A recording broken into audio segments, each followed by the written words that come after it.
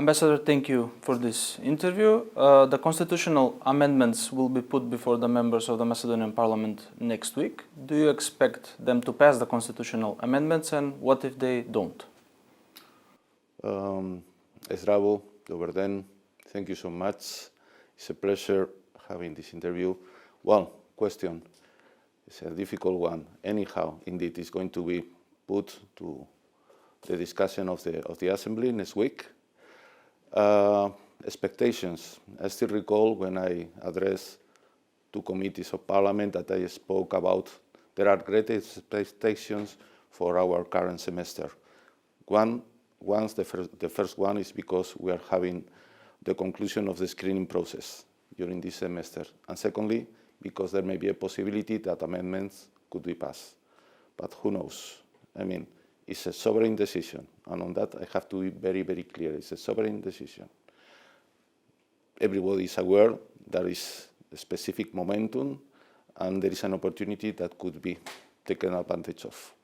But as I insist once again, it's a sovereign decision. If the amendments are not voted, are not passed, then we are missing that momentum. And that will mean that the whole process of accession will come to a stop. Would that mean anything else? EU is going to just leave the country. That's not the case. I mean, EU member states, we are going to be there, but for sure, I mean, the accession process is not going to continue, and that's an important thing to know.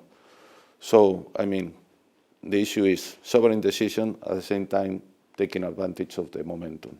How do you view the Bulgarian position towards Macedonia, and can the Spanish presidency guarantee that there will be no new demands if the constitutional amendments are passed?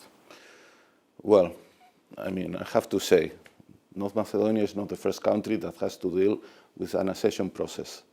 And it's not the first case where bilateral issues get into this accession process. But in the end, and that's something that we all are aware of it, I mean, there's been already quite a history of accession processes. Plenty of members that are today current members states of the European Union, they have had similar problems, maybe not the same, but with this bilateral element in it. So the result is, once you get into the process, these sort of issues get into the background, and then other sort of problems, maybe more of economic nature, who knows. How high is the European enlargement on the Spanish presidency's agenda? We saw the Spanish Prime Minister's first visit was to Ukraine. So how high is it, the European enlargement?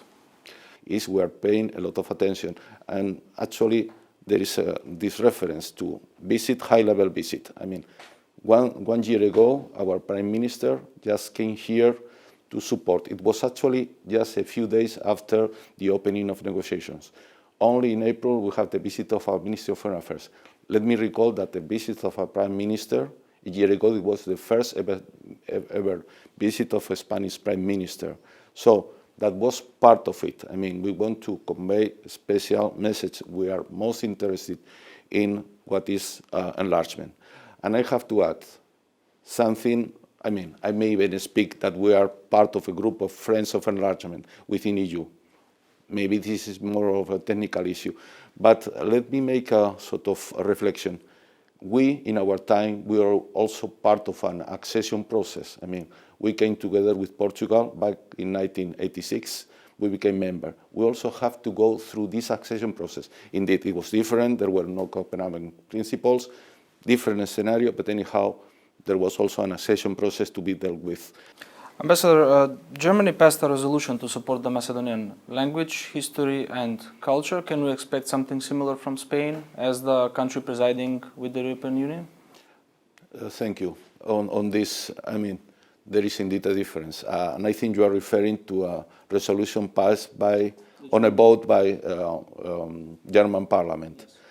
And on this, well, to begin with, you are referring to a very precise period, which is our presidency. As you are well aware, we have just have general elections. Our two chambers will be only formed on the 17th August, and then, well, it will begin to work. So I gather it's going to be quite difficult to have anything. I mean, Parliament is still getting through the process of getting formed.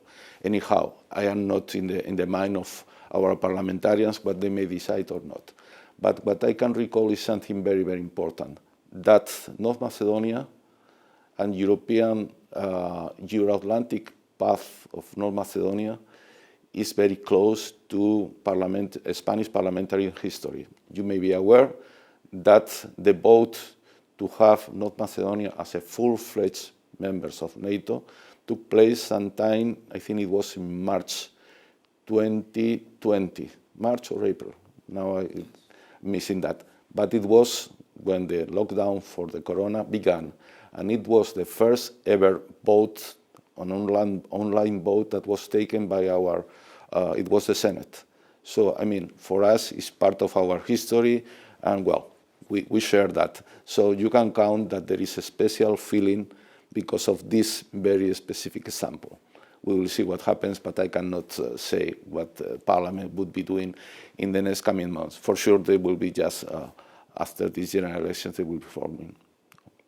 Mr. Ambassador, thank you for this interview. Thank you. Falam Nagu.